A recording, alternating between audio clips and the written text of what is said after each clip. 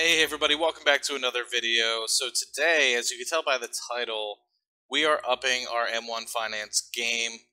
Currently there's about $7,000 or so in the portfolio, and actually when I started the portfolio mid last year, we've actually seen a decent run up in the positions in there. So today we'll kind of go over that, but then we'll also talk about how I am continuing to invest a little bit more into M1 Finance in 2020, just as a little personal side goal, I guess you could say. I mean, there's obviously the overall portfolio goals, but this gives me an opportunity to have a little bit more of a fun game within the portfolio to challenge myself and see if I can make that.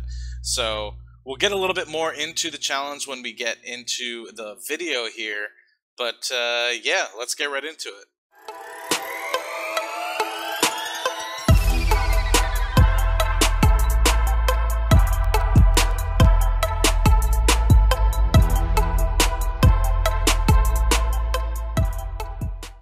Welcome back, and for those of you guys that are unfamiliar with my portfolio and what I do, I generally speaking have about $400,000 or so in terms of dividend portfolio, partially 401k, partially dividend portfolio that I manage, and M1 Finance is just a very small subset of that.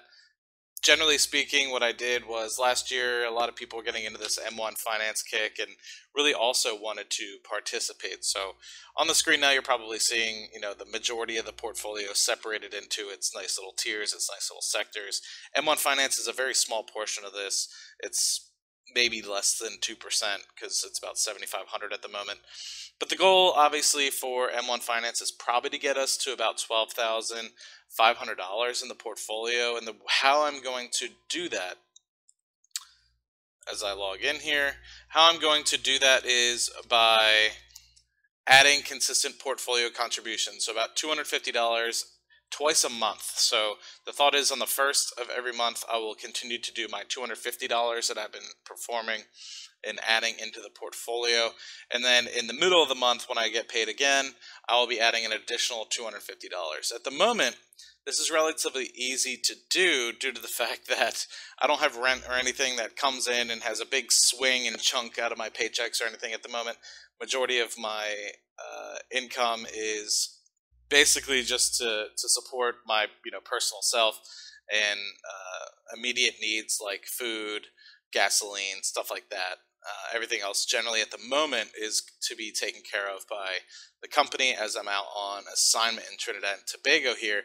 But that is all going to change potentially in the later half of this year if I go back to the United States. We're still not 100% sure where I'm going in the next 6 months or so, but we will find out here relatively soon. So that might make a difference with respect to how disciplined I need to be adding to M1 Finance. So that more on that in the little end of the year, and that'll help with a little bit of the challenge. But actually looking at the portfolio here, diving into it, we have about $7,300 in the portfolio at the moment. Like I said, we've returned pretty decently. Generally speaking, what I'm trying to do is split the portfolio into thirds. But you can see that the first two positions that I added, which was 3M and Johnson & Johnson, I think they started off as $2,500 or $3,000 positions, and they've grown a little bit. Also with the fact that I've added Visa as another third. So these were originally 50-50, and then I added Visa. So you can see that the actuals versus target are somewhat offset.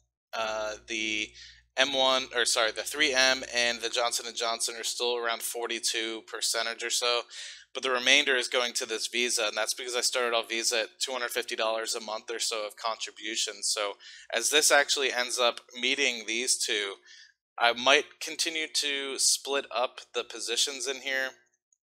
What I might end up doing is, since this is going to be around 12,500 or so by the end of the year, put about 4 or 5 positions in here, about $2,000 each or so. I won't necessarily sell out of 3M or Johnson & Johnson because I want to keep holding these positions. But what I'll probably do is adjust the target portfolio size as that happens. So as dividends come into the portfolio, it'll either feed into Visa or a second stock position that comes in that's relatively new and under allocated.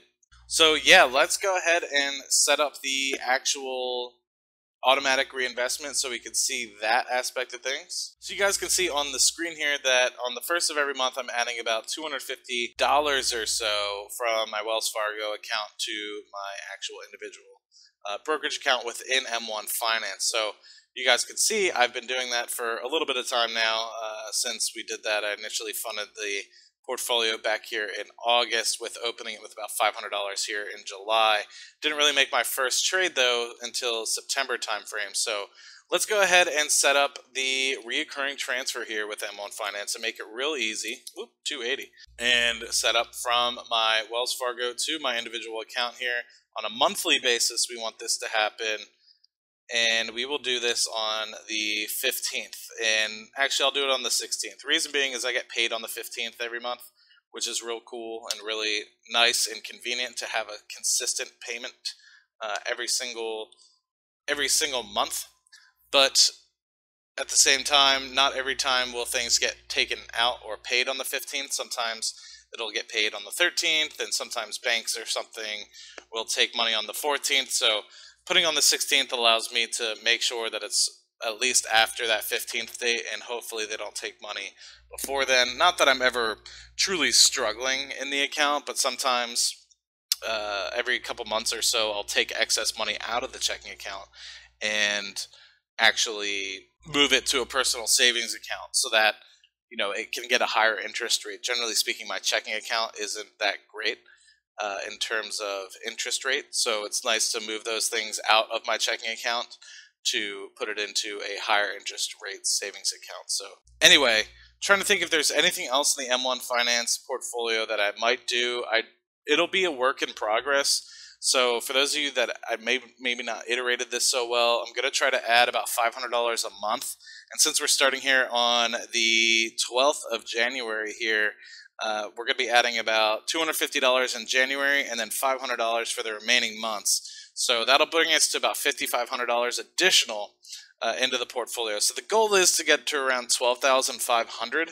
Maybe what I could do is get to $20,000 if I start to get a little bit more, I guess, aggressive in terms of how I'm doing. What I've thought about doing is potentially taking the aggressive automatic investments out of my my individual brokerage account and then leaning them more towards M1 Finance. But we will see. Things will continue to evolve. But at the minimum, I'm going to be adding $500 a month into this portfolio. So you can see rather quickly it's increasing just based off the fact that it started off in September timeframe of last year at $5,500, and we're almost up $2,000 from that, and that's just with $250 a month of investment. So that being said, anybody can do this. It's not anything that I'm doing that's special. Just investing in the market, dollar cost averaging over the long term. And that's really it. I don't necessarily think I'll be rebalancing or anything like that. But I'd love your suggestions down below. Maybe what I'll get into more intensely is seeing if we can add a stock or two into the portfolio. And you guys might be able to vote on that in the comment section. Just kind of like how I do my YouTube Moolah portfolio. But we will get to that in a little bit more once we get a little bit more money into the portfolio and we start messing around a little bit more and we get more into a groove. So hope this video finds you great. Hope it finds you well. Hopefully this is something that'll continue to be something that we can check on twice a month or so once we get into the groove of having something come into the 1st, something come in on the 15th every month. We can see how the portfolio is evolving.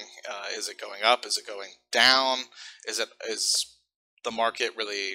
Anyway, so yes, a little bit of a tangent at the very end there. Hope you guys stuck with me till the very end. I will talk to you guys on the next video. Cheers and have a great 2020.